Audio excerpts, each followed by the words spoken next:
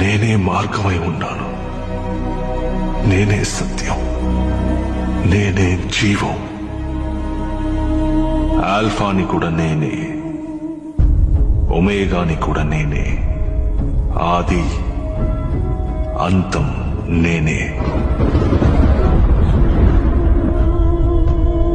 మొదటి వాడిని నేనే, కడపటి వాడిని నేనే.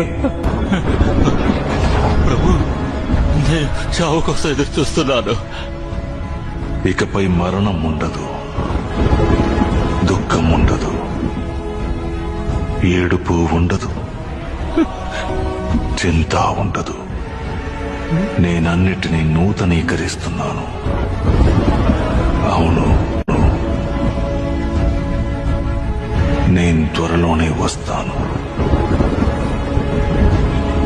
ఆ దేవుని కృప